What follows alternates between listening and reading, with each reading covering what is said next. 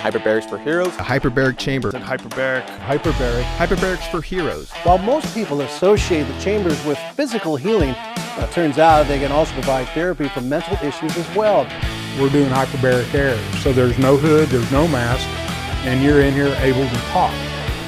People in there like low toxicity, Lyme disease, or stroke victims, or have renal failure, liver problems, and so on.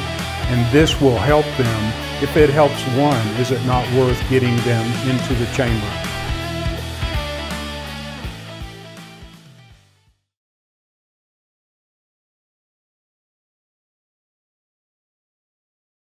Hey, I'm Paul Conrad at Hyperbaric Plus, and I want to welcome you to another quick segment of Chamber Chatter. We were just in the chamber with Todd. Todd came to us. He had an accident at work, and I want to get into that Workman component that you mentioned as well. But we had an accident at work, and it was a hand injury. And Ron, who is one of our clients here, Ron said, you need to go down to Hyperbarics and resolve this quickly. And so Todd shows up, and his hand's in a bandage. I didn't even see anything. We talked a little bit. He said he had a hand injury.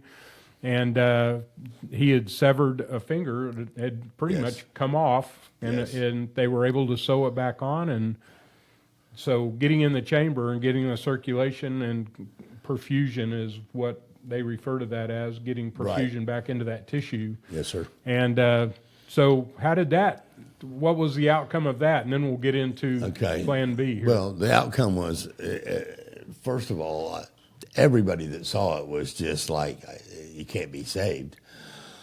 When they took my bandage off, 3 days after the deal, it looked terrible.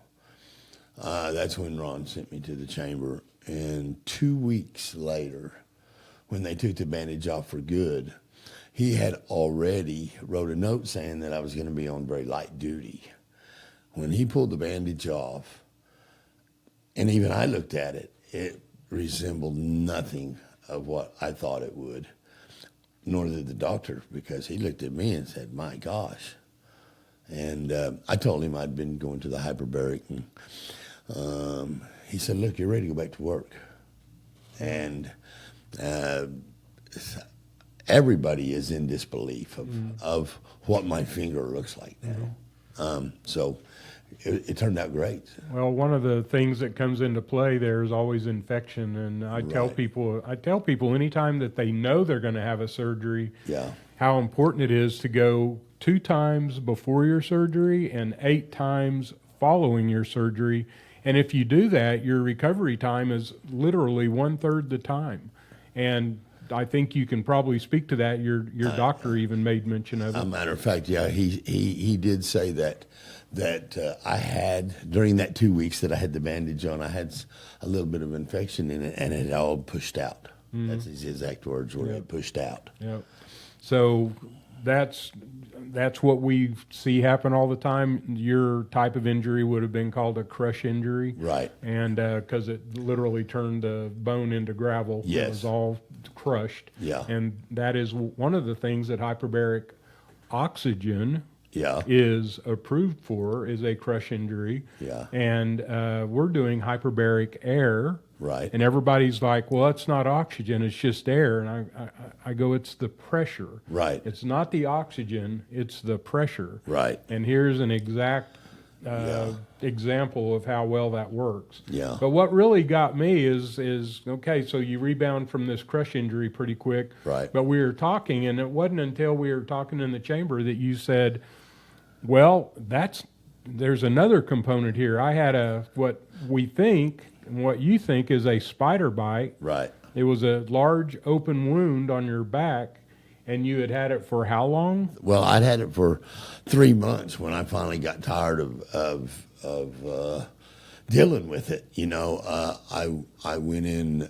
I thought it's in a spot on my shoulder, my back shoulder, that I thought maybe I just wasn't getting clean, and it went from that to opening up. And so I went to the urgent care like we talked about earlier, and they cultured it, said that 2 days later they told me it wasn't staph infection. And so I assumed that it was a spider bite. And I'm in about 3 months now on having the sore on my back. They put me on Bactrim. I was on Bactrim for 20-something days, 21 days. And then I finally went to my one night it busted open really bad, and I had a video conference with my doctor on the phone. We took a picture of it and showed it to her, and she told me to come into the office. She then at that point put me on another non-sulfur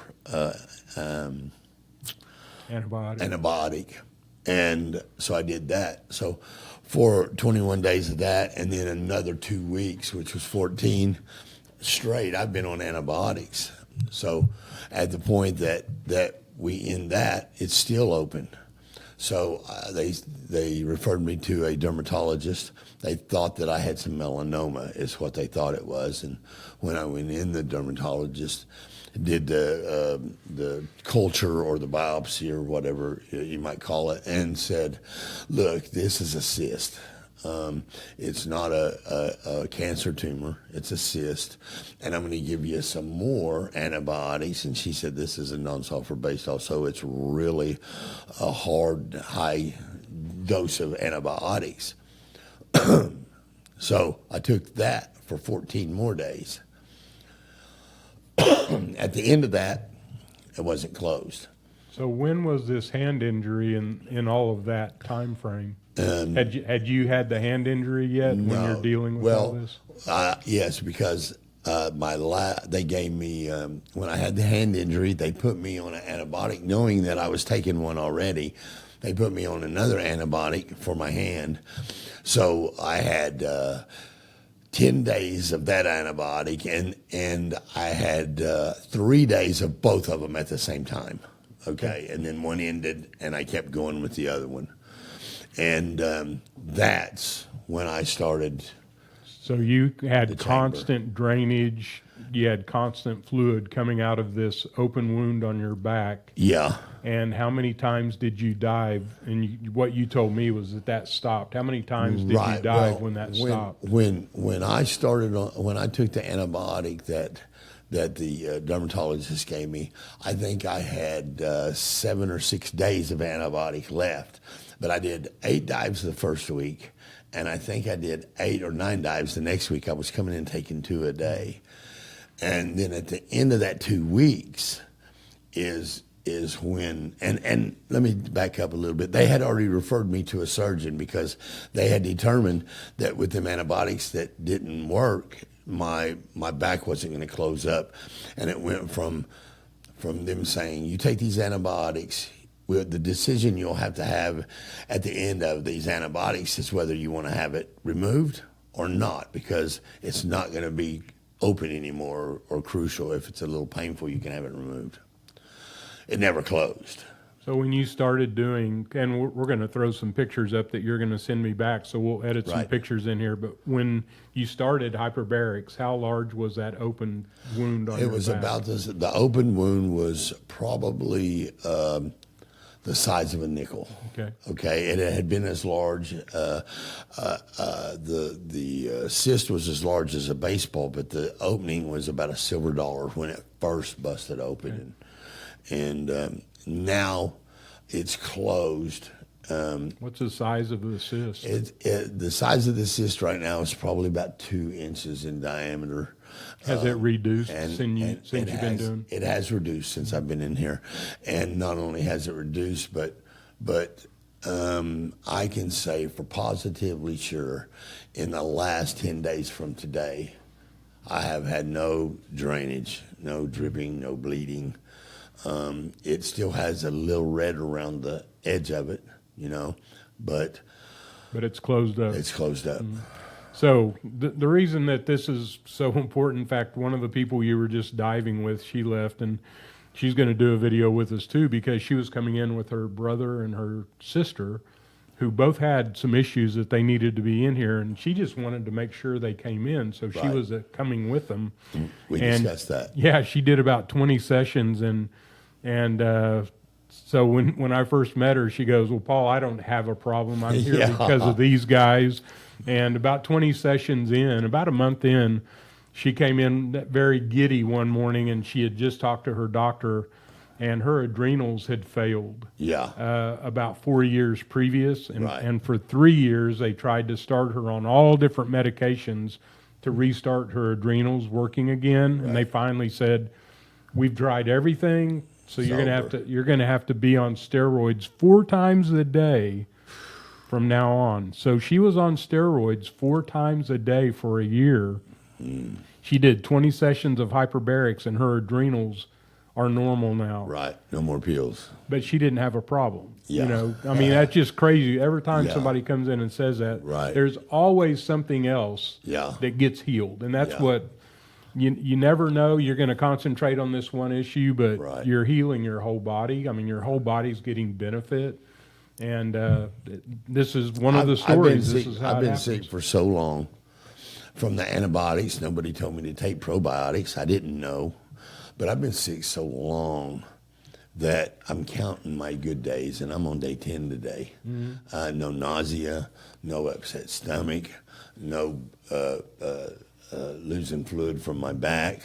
My finger is, other than being able to bend it at the middle knuckle, I'm actually able to use it already, you know. Isn't that crazy? And So you're what, 2 weeks, 2.5 weeks? I'm 3 weeks from 3 the weeks. injury. Okay. Yeah, So- and they told me it'd be a while, you know. And I'm going to tell you where I went for the hand surgeon. I know surprise. He was surprised when he unwrapped my hand. Cool. I mean, he was you could tell he had seen this a million times, so he was a bit cold to the explanations and stuff. He already knew but when he saw my finger, he was like, "Wow."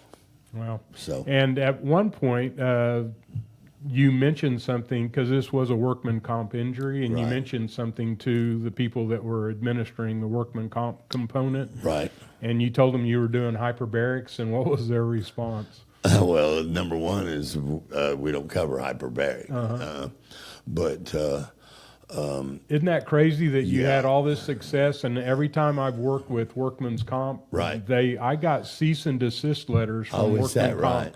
Yeah. from attorneys because they were trying to do hyperbarics. Oh, And really? I'm like, man, why can't you? It's your health. Yeah. Why can't you go out and do hyperbarics and help speed along Right. your recovery? Why are they having any problem with that? I don't know, and I will tell you this: I never saw it, but where I went to my hand surgeon, there was a room, office that had a hyperbaric sign on it. What it was, I don't know, but I will say this: I understand what you're saying, because everybody that's in the medical industry that I've talked to, either about my back or my finger, has rolled their eyeballs when I've mentioned hyperbarics. And I'll tell you this: I can't attribute for my experience only, not from knowledge. But I find myself yesterday in the waiting room of a hospital while my grandson was having a surgery. And Now, with all that you know about this, why wasn't he in here 2 times pre and? well, I didn't know he was having it. What they did is they called and said, "Hey, we had a cancellation, and you either do it right now or you do it in August 31st." How's he doing? And he's had a rough night. Okay. He had a real rough night, and they're going to be calling you. Okay.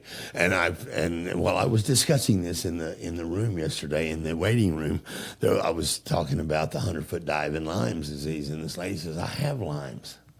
And so she now has your card. Isn't it crazy what Yeah. you learn in the chamber? I mean, yeah, and you are you doing anything for your gut? Are you doing super gut? Are you doing the yogurt I'm doing the probiotic and the yogurt. and the yogurt? So yeah. you have started the Oh yogurt? yeah. Oh yeah. Yeah. So about everybody around here is on the yogurt, Yeah. and the outcome of eating yogurt is awesome. Right. Yeah.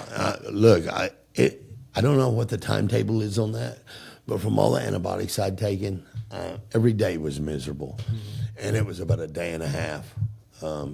And like I said, I'm on day 10, I'm just feeling good, man. Good, good. So, Well, Todd, thanks for sharing what you're going through. Yeah, A lot of people sure. don't know, I mean, until they hear it from somebody Yeah. that's experienced it. That's why we're Yeah. trying to do these little series. And Yeah. I appreciate you stepping in here and doing a quick video with and us. I absolutely appreciate the chamber. Thanks, Thank sir. you. You bet, man. We'll see you You soon. bet. Well, hey, thank you for tuning in to another Chamber Chatter, another session of our podcast series called Chamber Chatter. And we will continue doing these, and we will see you on the next one. Thank you.